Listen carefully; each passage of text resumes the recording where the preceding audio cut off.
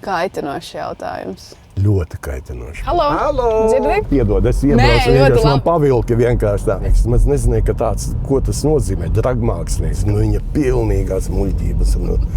Pasaka kaut ko spāniski. Bet tu esi kādreiz jūties kā prece. Tie, kas visvairāk bļaustās, tie ir arī paši vislielākie izvertuļi arī ir. Čau! Es esmu Kristiāna Grāmatiņa. Es visu laiku daru kaut ko citu. Podkāsti, raidījumi, mainu arī darbus, bet tas ir tikai tāpēc, ka nezinu, kas es esmu. Es vienkārši cenšos censties, un varbūt tev ir tāpat. Tāpēc es tikšos ar cilvēkiem, kuri šeit ir ilgāk un zina lietas. Seniori, ja viņi nezina, tad kurš zina? Bet vai vispār kāds zina, kas ir jādara un kā ir jādzīvo? Šodien es došos izbraucienā ar aktieri Jāni Jarānu. Es esmu vienīgais Latvijā aktieris, kurš spēlē profesionālā līmenī golfu. Nopietni. Es 25 gadus esmu spēlējis golfu un sacensībās piedalījies nepārtraukti. Jo to nevar jau atļauties laika ziņā. Aktierim jākaļ visādas stulbības galvā jāiet. Es staigāju pa svaigu gaisu un baudīju dabu un azartu. Un golfs ir tik azartisks. Neviens teātris nestāv klāt.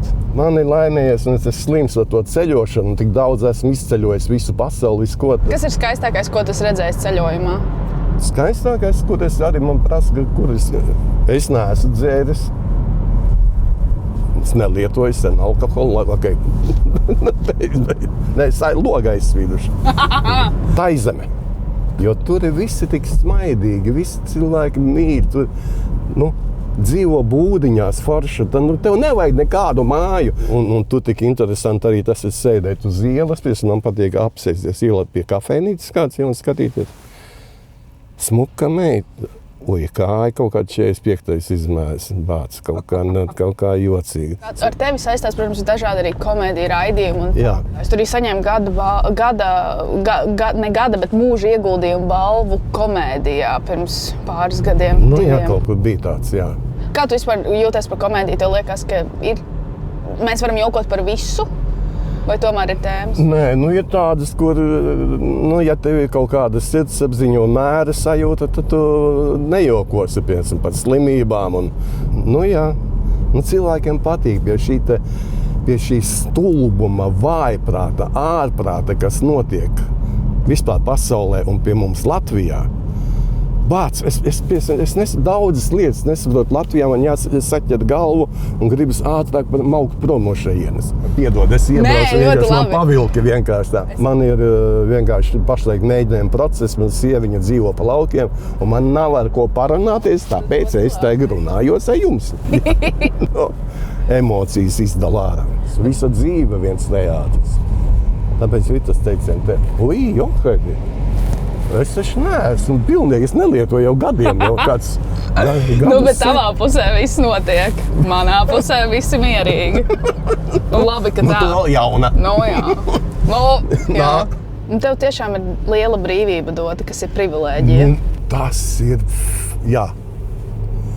Bet daudz jau baidās no tās brīvības. Ko es viņu darīšu? Kā es tikšu? Nē, labāk man algu maksājas. Es darīšu to, jā. Bet tev liekas, cilvēki baidās no brīvības vai cilvēki baidās no atbildības, kas nāk ar brīvību? Visa kā. Visa baidās no tā, ka kaut kas jādara būs. No atbildības baidās. Ļaujies un baudi dzīvi. Nelauzies aizslēgtās durvīs. Ja tev tu nelaiž iekšā, tu jūti, ka tad neej tur. Tu esi nodzīvojis? Nē, esmu nodzīvojis vēl. Tu dzīvo. Dzīvo. Un tu esi precējies jau 50 gadus, jā, vai ne? Jā.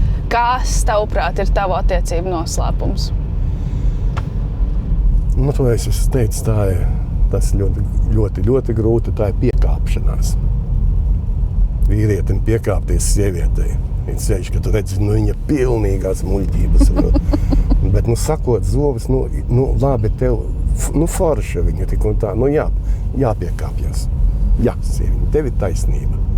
Jā. Es esmu izslēpojis visus Alpu kalnus, visus arī. Tāpat man ir. Es esmu traks slēpotājs biju. Pēdējos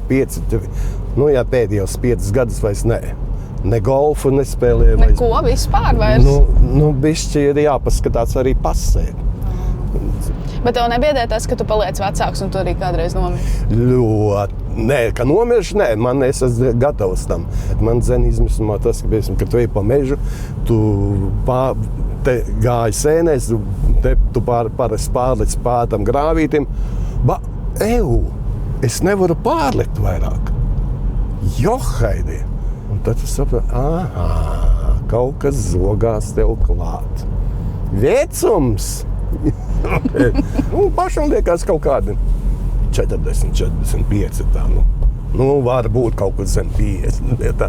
Un gribās, lai tie producenti piespēlētu vēl un vēl, tāda izrādes, jo producenti skatās uz tevi, vai tevi var pārdot vai nevar pārdot, vai labi var pārdot. Un ja tevi var labi pārdot, kāpēc ne? Mēs braucam.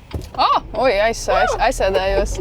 Pat ne telefonu. Aizmuldējos es. Bet tu esi kādreiz jūties kā prece? Jā.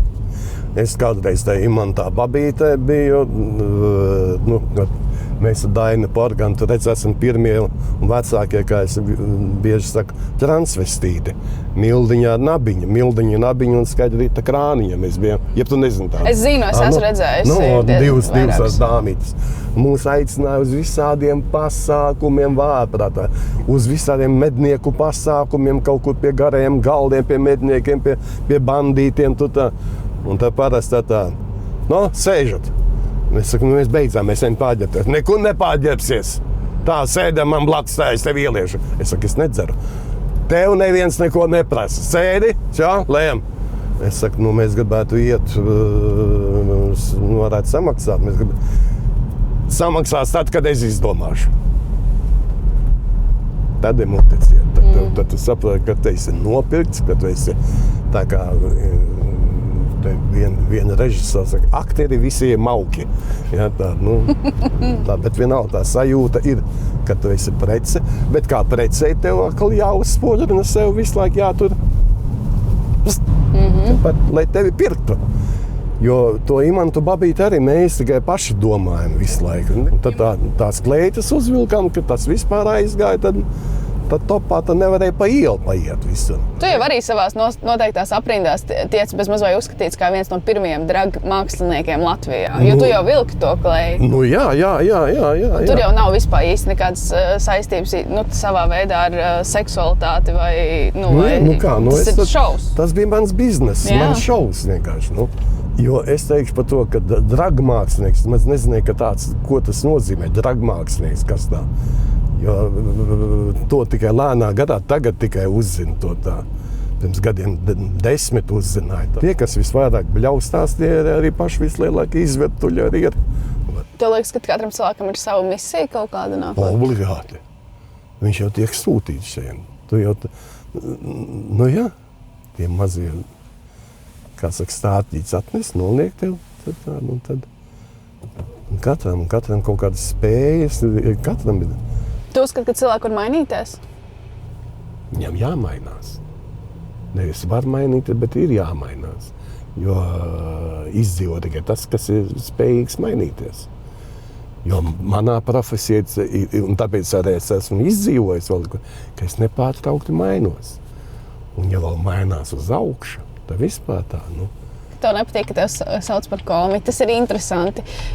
Tādā ziņā, ka tik daudz cilvēki gribētu dabūt šo titulu. Man liekas, arī komiķis kā profesija ir kaut kas, ko tu, paldies Dievam, nevar izmācīties augstskolā. Ka dabūt kaut kādā oficiālā mākslīgā veidā to štanci. Tas ir ļoti liels pagodinājums, ka tu pats neliec sev virsū šo nosaukumu, bet ka cilvēki sabiedrībā atpazīst tevī to komiķi.